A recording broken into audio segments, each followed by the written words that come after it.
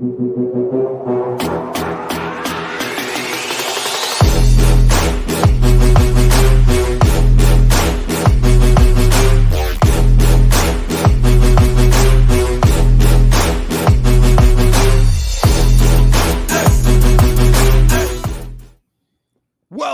to the King Chapman Show. It is Friday, August 23rd. I am Brent Chapman, and with me is the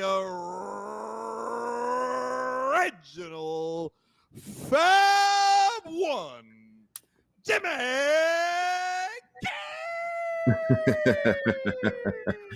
And I thought you was going to go a little higher with that note this time. You've been going higher and higher each show, but I like that you brought it down.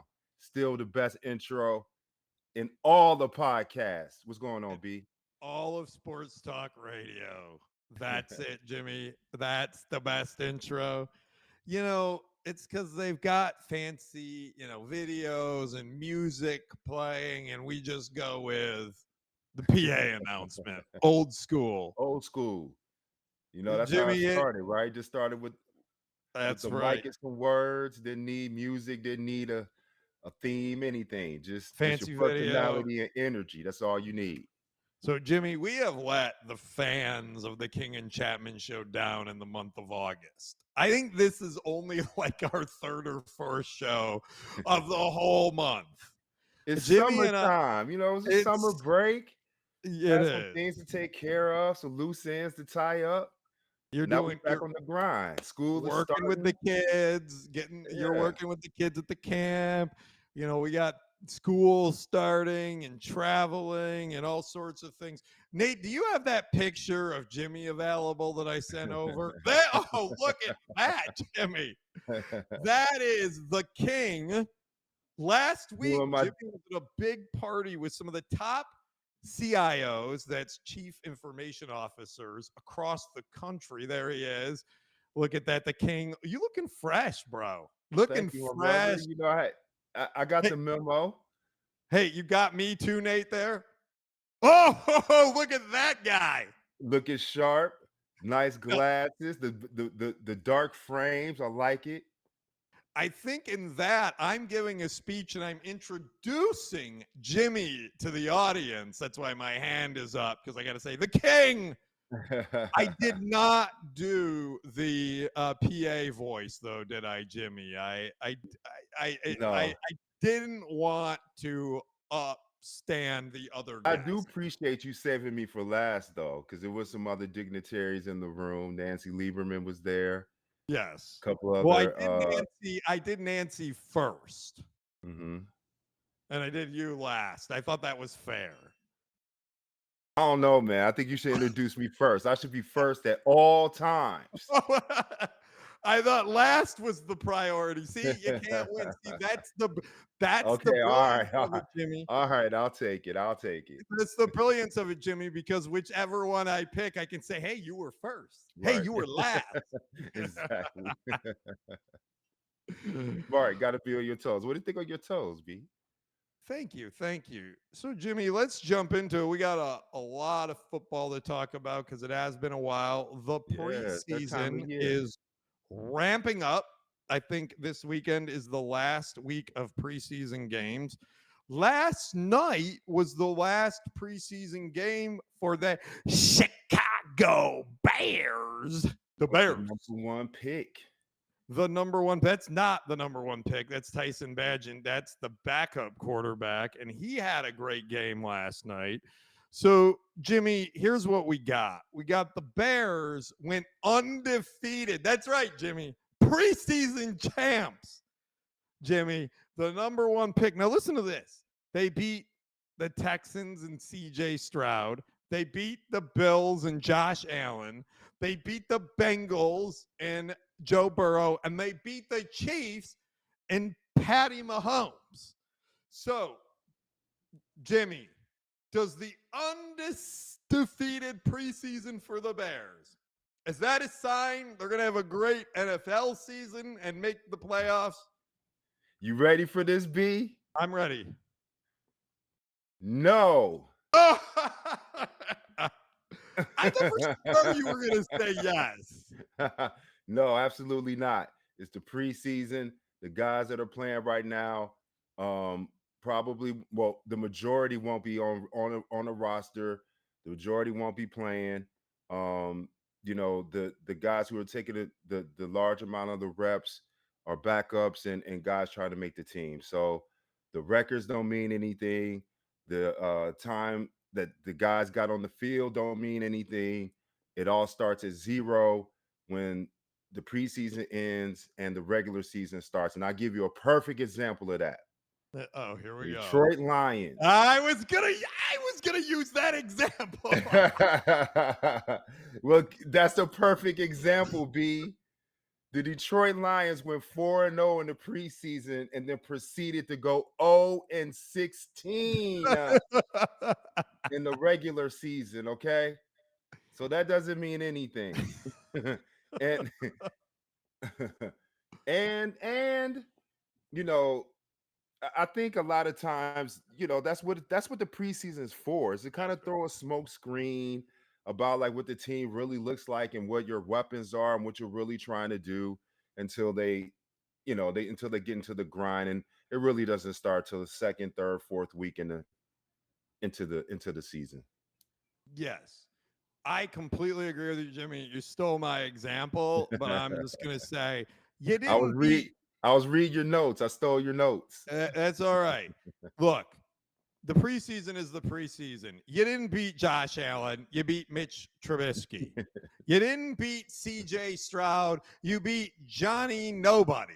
You Right. didn't beat Joe Burrow. You beat Stevie Naga gonna play this year. Right. You didn't beat anybody. You beat a bunch of third stringers, and probably they played like some of their top guys for extended period to get them looks because it's a younger team, which makes sense, right? Look, the It's deal an here is extended though, season as well. Exactly. the deal here is though, the Bears fans are nuts and they will look for absolutely anything to hang on to. And It's they been a are long going time. to roll this undefeated preseason into Super Bowl hopes. And I feel bad Why for not? Caleb Williams and all these guys because the Bears fans, anything less of a championship is a failure. They set Well, the bar too high. look. They're still rolling off the high of a uptick, somewhat of an uptick coming off of last year at the end of the season. Um, coming to the draft, having the number one pick, picking the best player, him coming in being so Caleb coming in being so charismatic, being outspoken, bringing a lot of swag. The Bears are loving it, and now they go 4-0 in the postseason. Yeah, they're drinking the Kool-Aid right now. There's a great commercial, Jimmy, that I just saw today on Twitter, so it must be relatively new. And it's an ad for something, and it's the two guys that are Bears fans, and Peyton Manning is there, and they dunk Peyton Manning in a bottle, in like like a bucket of water, kind of like a baptism. That's what it's kind of like representing, and they pull him out, and he has a mustache like Mike Ditka on, and he says, "Packers suck." It's actually really funny. Uh, the Bears fans are nuts, which is nuts in a good way. They love their team, but they're not very reasonable when it comes to their team. So I think they've set themselves up to fail. They probably should have intentionally lost a preseason game or two, But B, just so that the don't fans don't all get too fans excited. don't all fans do that though? Don't Yeah. Cowboys fans do Well, that? some are a little more realistic than others. Cowboys fans do that? Cowboys fans are Absolutely. Yankees fans. yeah, you got it. So let's move along to another group of fans that is equally out of control. Jimmy's fan group, hometown Let's go. Pittsburgh Steelers. So Pittsburgh Steelers head coach has not publicly named a starter. Now I'm going to make sure everyone knows this. So the Steelers had a trash pile at QB, and they said, all right, we're going to go out and get some guys. So they went out and they got Russell Wilson, right, from the Broncos. They signed him as a free agent. And then they went and they traded for Justin Fields former first-round draft pick. There he is Bear down. of the Bears. Also, hadn't had a successful 3 to 4 years and was traded to the Steelers. So for a low-round pick. So Steelers have got two guys. Preseason is through, or is almost through. Russell Wilson is going to get the start, and he's, quote, in the pole position. But of course, the media is making a big deal out of this and saying, should Justin Fields start? Justin Fields said, I think I've shown what I can do. I think the time I did with the first team in training camp, I think that went well. I think we grew a lot. I think at the end of the day, I should be the starter, but it's not up to me. All right. So here we go. Right, Jimmy. Should Justin Fields start over Russell Wilson? You ready for my answer, B? I think we might go 2 for 2 agreeing here. Go ahead. No. No. Absolutely not.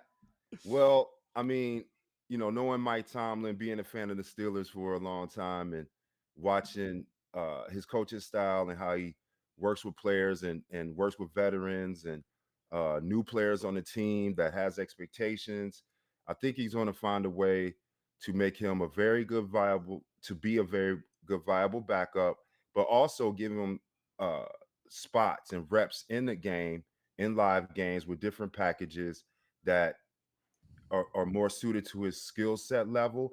Because watching him in the preseason, you got to have more of I think more of a running package, for him versus Russell. And not to say that Russell can't, but Russell is just a different type of player. Russell can run. He does run. I think he's more effective when he's able to run a little bit. Because he doesn't have the big stature in the pocket, and he needs to be able to keep the defense honest by running. But Fields is such an athlete that I think you have to have design runs for him to mix it up, to keep the defense honest and to keep him successful. So I, putting my money on Mike Tomlin and what he's done in his tenure as a head coach, I think he'll find a spot for Justin to fit in well and to be a successor for the starting Russell. Agreed. Now 2 times in a row, Jimmy.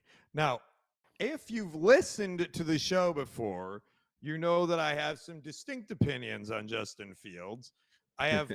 It's a small community, and I've heard lots of stuff about Justin Fields behind the scenes, and it's not positive. And so I don't think that he is a NFL caliber starting quarterback. I also don't think that he's going to displace Russell Wilson through training camp or the preseason. That's not to preclude that if the regular season doesn't go well or Russell gets injured, that they wouldn't make a change. But there is no way. Mike Tomlin is one of the best coaches in the league today. There is zero chance he went to go sign a guy like Russell Wilson and then was going to replace him in the preseason. It's zero. And I don't care if the guy threw 10 passes and had 10 interceptions. He's going to start. It's the preseason. It's training camp. And also, too, right, it's training camp. And just like anything that you're working towards, you don't want to give your opponent, your enemies, something or things that they can use for when the games actually count. This is a very important thing that I'm about to say, Jimmy, and I think you will agree with this. Being the father of a quarterback son, it is very, very important that the quarterback feel confident, right? That he can go to training camp and be loose and go in the preseason and be loose and take it easy and learn and do the things he needs to do to prepare without worrying about his job. Absolutely. Because I bet you Russell Wilson got a jug at his left tackle. Now, that's an inside joke right there. That is an inside joke. Yes. So this is important because my son has been in situations where, he makes one bad throw and they're ripping him out and they're yelling at him. And he's been in situations where it's kind of like, be loose, you're fine, you're our guy. Right. And I hate to say it, it makes a difference, especially I know that these men are professionals and they get paid millions of dollars. It obviously makes a difference with a kid, a 10, 11, 12, 13, 14, 15-year-old kid.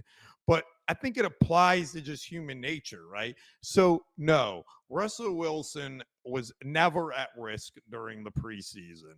And he's relaxed and he's getting ready for the season, and there's no pressure on him to perform, just to get himself ready to build camaraderie with his teammates and be ready to go when the first whistle blows for the first weird kickoff that they have. So, Jimmy, now we're going to move along to a topic. Do we need to get you some tissues? I know you're going to be really sad about this topic here. Jimmy was very excited that JJ McCarthy, Michigan quarterback, won a national championship, was drafted so high, was going to have a great rookie season. Unfortunately, uh, this highly anticipated season with the Vikings is over. He suffered a right meniscus tear during their preseason opener against the Raiders and underwent surgery and will miss the full season. It was a successful procedure, Jimmy, aren't they all? Right. But, he was selected 10th overall. The fifth quarterback taken in the draft had high expectations. How bad does this McCarthy injury hurt the Vikings? Well, with him being a rookie, even as good as he is, being a 10th pick, and they're expecting him to come in and kind of right the ship, or at least steer the ship in the right direction to get back to the playoffs. I have to wait and see. I don't think they'll obviously be as good, but I think they could still be they could still, be good enough to make the playoffs. And what I can say about his injury, particularly about JJ, I think it's a blessing in disguise. Of course, we don't want to see injury. Of course, we don't want anybody to get hurt and have their careers in question. But it's a successful surgery. So, with that being said, I think this year of him sitting back and being able to watch the offense, watch the position, be inside the locker rooms, get tutelage, basically be the right hand man to the coach, or be an assistant coach, if you will, for a full season, is going to help him for the rest of his career. This will be a valuable time for him, and that if he, which I know he will, take it seriously, he can elevate himself mentally in the game by uh, playing the role of an assistant coach, or that, the first quarterback that doesn't play, if you will. So, Jimmy, you're saying he's a rookie, right? He wasn't part of the team last year. Yes, he was drafted high, and but it doesn't really necessarily hurt their prospects of being successful this year, and it benefits him because he gets the time to kind of get into the Will have to NFL. grow in that position anyway, right? We still Okay. need time for him to grow in that position. And what is that, 5, 6 games? That's half or 3/4 of the season. Yeah, So now he has the luxury, although, albeit an injury, but to sit out and to watch, but still yeah, have that same yeah. experience of being in the meetings, and looking at it from the QB1 position, That's right. and being able to step in when he's healthy. So that's Jimmy's position. So I will tell you mine. Jimmy is completely and utterly wrong Right. about this. This is terrible for the We Vikings. This is horrible. In the NFL, you don't have 20 years to build your team, Jimmy. You get like 2 or 3, and you just spent the Right. number And 10 that's overall pick in the right. draft, and it's Right. gone. And that's why And this year having wasted the 10th year. overall pick to get everybody gets better. It's Everybody gets wasted. better by a It's a year. And even wasted he gets better year. because that position is more mental than it is physical. And that's Oh, why it's better for him from no. that aspect. It's mental to a degree, but you cannot make up the reps No, that you he can't. needs to take. Absolutely not. It But I is a think bad, it hurts the Vikings this year, and it hurts the Vikings next year, and it hurts the Vikings the following year because now this guy's development is delayed 12 months. That is no, you look at the bad, physical. As bad, a matter of bad, fact, he'll bad. probably be, you know what, after these surgeries and the technology they got, he'll probably be back in 6 weeks. But they're gonna hold him back. He's Uh, gonna slowly come back and get well okay, at least two Jimmy. months. At least two We months. Jimmy and I do And then he got the occasionally whole disagree. year to sit back, eat popcorn, eat some Twizzlers, get a Snicker, some pop, and cheer I from the sideline. I think this But all the while, though, he's going to see the little intricacies from like having to make a call before he gets to the line once he break huddle, the referees and how they're calling the game, do the you coaching think styles, do you think that temperaments, do you all think of that I those can things he'll be able to, that'll be his advantage. All right, Jimmy, let's move along to the next topic, which is missing wide receivers. Now, these receivers aren't like missing like I lost my wallet, Jimmy. These receivers are missing like they aren't going to practice. So we got 3 big names. We've got, there they are, Brandon Ayuk of the San Francisco 49ers. He's been holding in, whatever that means. He reported to training camp and has attended practice, but won't go on the field and participate. That's a hold in, I guess. So I'm here. You can see me. I'm not gonna do any work. Na na na boo boo. I guess is that like can you imagine that in corporate America? That's like me saying, "Hey, I need a promotion. If you're not gonna pay me, I'm gonna come and sit in my office, but I'm not going to go to any meetings and I'm not going to do any work until you give me my raise." Uh, what's funny is there's probably a lot of people that actually do that. But that's why being there is important, right? The energy, the moral support, That's your right. presence being there, just like JJ McCarthy. That's right. Just him So, being there is going to help him. all right. So Jimmy, let me get through my intro here and then I'll ask you the question. So you got Brandon Ayuk, right? 26 years old. Is going to make 14.1 million in the final year of his rookie contract. Then you got CD Lamb for our local Dallas Cowboys. He finished second in the league with 1,700 yards and 12 touchdowns, and is scheduled to make just under $18 million this year in the final year of his contract. They placed him on the reserve did not report list after he did not show up. So he's actually holding out. Brandon Ayuk is holding in. And then the third guy on our list here is Jamar Chase. He also is holding in. Like Brandon Ayuk, he's there, but he's not practicing. Now, he's interesting because he's not in the final year of his rookie deal. He has 2 years left on his rookie deal and wants to be the highest paid receiver in the NFL. So, Jimmy, who's going to get paid first? Well, I don't know who's going to get paid first, but Well, you got to pick one, Jimmy. it does say, but this is what I notice about these situations.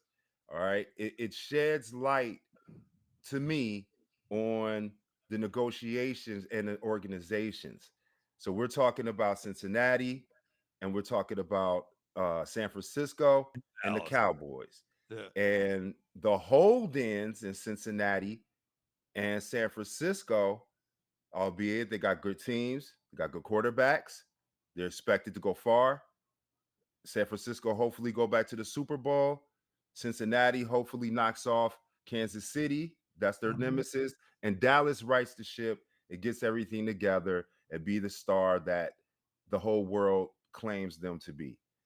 But the holdouts and the hold ins, meaning that the players are showing up to practice, they're still involved. Just like I was saying about JJ McCarthy, when people show up and they're involved in those meetings and they're staying all day and they're in the building, not outside the building tweeting like CD Lamb and making cryptic remarks about your team, says a lot about the organization, the relationship between the players and the executives. That's right. That's what's glaring to me in those three situations. All right. So, Jimmy, I'm going to actually answer the question, which is I'm going to pick one that I think is going to get paid first, but I'm going to do it in reverse order. So, number 3 is Jamar Chase. He is the best receiver of the group, but he has 2 years left on his contract. So I think they're going to tell him to eat it. Yeah. You know, hey, show up, bro. We'll figure something else. We'll promise you they might give him some concessions on something. I don't know. So he's not gonna be the first to sign. Then you're between CeeDee Lamb and Brandon Ayuk. I'm torn on this one, but I'm gonna say number 2 is Brandon Ayuk, because Brandon Ayuk's motivation is that he's the least good of those 3. So I think that, you know, he might finally realize, all right, I'm just going to take what they're offering, or they're going to trade me, or something will happen. That's likely. But the reason why I'm going to say CeeDee Lamb is going to get paid first is because of Jerry Jones. Just look at the situations. One is holding out, the other 2 are holding in. Jerry, no matter how hard he tries, does not have the stones to go into week 1 without CeeDee Lamb. And you know who knows it? CeeDee Lamb and CeeDee Lamb's agent and Brent Chapman and every Dallas Cowboy fan. Everybody knows that Jerry is going to cave before week 1, period. CeeDee Lamb I will agree with you as far as who may get paid first, except for I think that Ayuk is more valuable to his team than CeeDee Lamb. I actually disagree. I think he's the least valuable and the least, not that he's not a good receiver, but no, I know he's not but what I said is valuable. I didn't say he was better. I said valuable. I do think there's a chance he could get traded, because remember, they were talking about Steelers and they were talking about Patriots. There was a lot of trade talk, and then it just stopped. I think what happened was he turned down a bunch of trades. He said, I'm not going there. He saw he doesn't want to go to a lesser team. Yeah, he doesn't want to have a, you know, an elevated position with, you know, with a lesser team or more of a lateral movement. I mean, the Steelers literally had the deal in place, the terms in place, and he needed to sign off, and he said no. So I think that's when San Francisco came back and said, bro, look, we found you another place. We got another deal. You don't want to go. Like, you're kind of like stuck here. So, but I still, at the end of the day, he's probably, if I was a betting man, I would probably bet on Ayuk to get dealt first. But I know Jerry's going to cave by week 1. That, without a doubt. Within the next 10 days, CeeDee Lamb, we're going to see him at North Park Mall. He's going to be singing money, money, money. You know Jerry is stubborn. We've seen this from Jerry a billion times. Jerry going to wait till they start 0-3 and Dak throw 300 interceptions in the first. He's never done that. He'll never do that. He's going to sign him. He'll never do that. Nope. He will pay him before the first game. Jerry don't want to mess with that. All right, moving along to the Browns. We're going to talk. The Browns appear poised to move out of their lakefront stadium. They're considering a $1 $1.1 billion plan from the city of Cleveland to renovate their 25-year-old stadium, half of which the poor people of Cleveland, and I don't mean poor as in economically poor, I mean poor as in woe is them poor, that they're going to get stuck with a $500 million bill. But you know what? The Browns don't want that. The Browns want that thing Nate just showed on the screen, a $2.4 billion dome, and there it is in Brook Park, Ohio. So let's rip up the beautiful thing on the water. I don't know if you've been to downtown Cleveland. It's actually kind of cool. The stadium is right on the water there. It's next to the Rock and Roll Hall of Fame. It's a great location. It's kind of cool if you're in Cleveland, right? No, they don't want that. They want $2.4 billion. And of course, they want more funding from the poor, not economically poor, people of Cleveland. So, Jimmy, this brings up a larger issue. Should taxpayers be funding NFL stadiums for billionaires? Well, of course. Well, again, I think this shows it's an insight in economics and how money works, right? Pass the buck, right? You don't spend your own money. You use other people's money when you're building a business or trying to build a stadium. And that's the MO has been for years, that the buck has been passed to the taxpayers of the city to build a new arena or a facility. Um, if and when it gets on the voters bill, or I don't know, sometimes they kind of bury it like a filibuster, and it goes through another deal or another package. So it's interesting to see how they're going to present it. I don't know how they're going to do it, but I Okay. do know that at the end of the day, that when people, if it gets down to the organization versus the city, and there's a standoff, then it goes a little deeper. They may threaten to leave and go to another city, or go out of state, or sneak out of town, or anything like that. um they're going to end up getting that stadium built one way or the other. Jimmy, I just want to state this clearly. I just asked ChatGPT 2 questions. The first question I asked was, what is the average income of a Cleveland, Ohio resident? Okay, the average income of a Cleveland, Ohio resident, according to ChatGPT, is approximately $49,942 a year. However, the median household income is about $33,000 a year. Okay, so let's say $34,000. Then I asked, what is the net worth of the Cleveland Browns owner, Jimmy Haslam? It is $8 billion. How do you think he got that 8 billion? Yeah, that By doesn't make not it right, spending it. He's Jimmy. not spending his own money. That's what they And do. and how much is the franchise worth? $4 billion. So they're funding a stadium. Look, I don't think. Look, I get it. I don't know. I don't think people. I That's like asking me to pay for the business down the It road. is. Like, this is I, crazy. I've followed these things like all throughout my career, right? Like, this usually happens. Rarely, like, it's it's always usually a struggle or a fight to get a new facility built.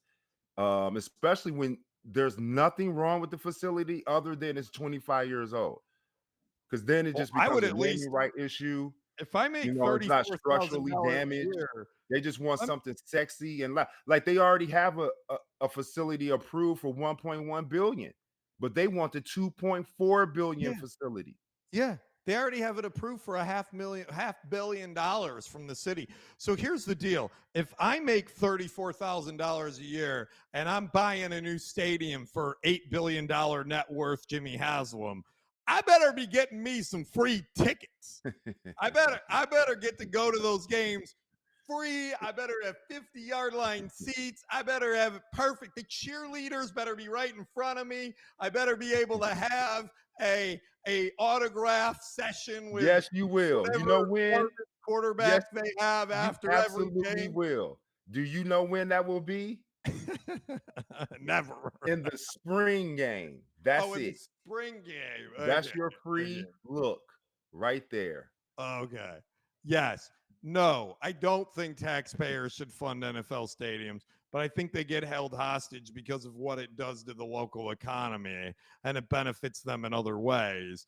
And these elected officials want to get, quote, reelected and ripping out everyone's favorite team in the city is not a great idea for that happening.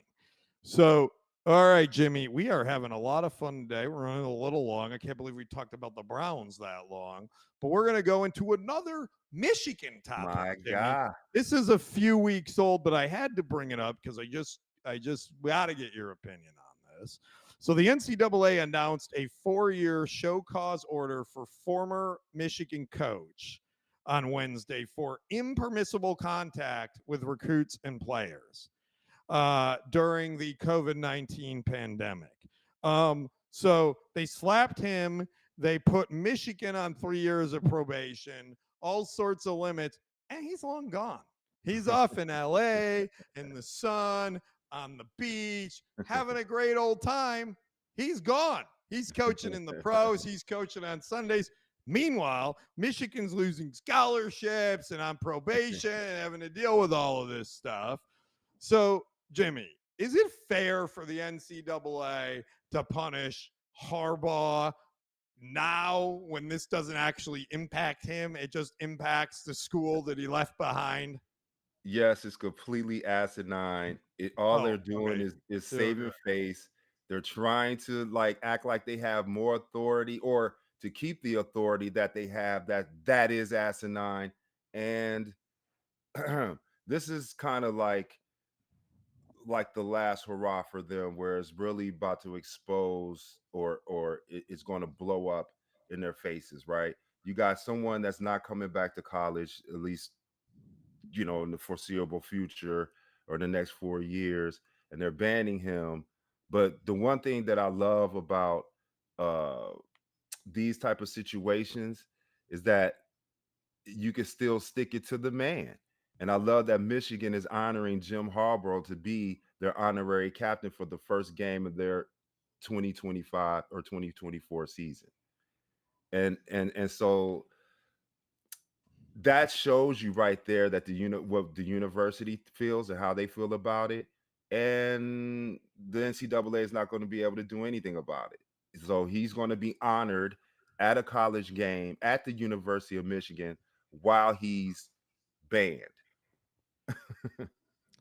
This is silly, Jimmy. Absolutely silly. But this is what they want to do. You're right. They have to show strength, but people just it's like punishing, like you're punishing people, you're punishing kids, you're punishing the coaches that didn't participate in this. It just doesn't really make a lot of sense to me, but I know why they're doing it is because they're trying to discourage it moving forward. And So what was he found guilty of? It was the assistant coach that verified an account yes. Yeah. for a In which player. in which That is what activity we're of the talking assistant about. coach. Yeah, Like yeah, that's what we're talking about. that's right. So the hypocrisy of like it being a safety net for amateur athletes who are now able to get paid through the NIL That's right. that uh, a 12th man at the end of the bench for Clemson can make 200 or $300,000 a year is awesome, and That's right. that and that's what it's about, right? They're still like really trying to have this imaginary hold on coaches and people around the student athletes to protect them.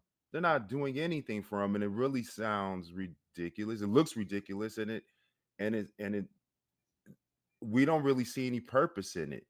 And that's why I said I love what the university is doing. They're just sticking it right back in their face, like, okay, whatever.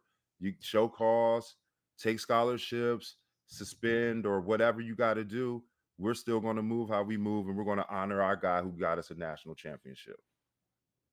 All right, Jimmy. Well, that's it for today's show. We're moving along to the last word. I will have my last word first, as we have implied. My son switched schools in the summer and is playing quarterback at a new school locally. And I'm very excited. We had the scrimmage last night, Jimmy. It's going to be a fun. They're going to be awesome. They're going to have a great season. I'm excited. I get to watch NFL. I get to watch college football. I get to watch middle school football. I get to watch all the football, Jimmy, that I could possibly want to watch. I'm excited for my Bills' success. I'm excited for Connor Chapman's success, and I'm excited to watch the Michigan Wolverines repeat as national champions. Jimmy, that is my last word. I know you would love that I last word. love it. Yeah, let's go. What Let's is go. I your love last that. I love word, that. Jimmy King? My last word is Jim Harbaugh. Enjoy yourself on the west coast, the left coast. The weather's beautiful. Got a beautiful staff that you brought with you. A couple of guys from the University of Michigan to help you build that championship team. So go out there and show them the great coach that you are. And go blue. Hail to the victor, valiant. Hail All to the right, that's it. concrete We're wrapping up the show. Thank you, hero. Jimmy. Thank you, everybody. Peace.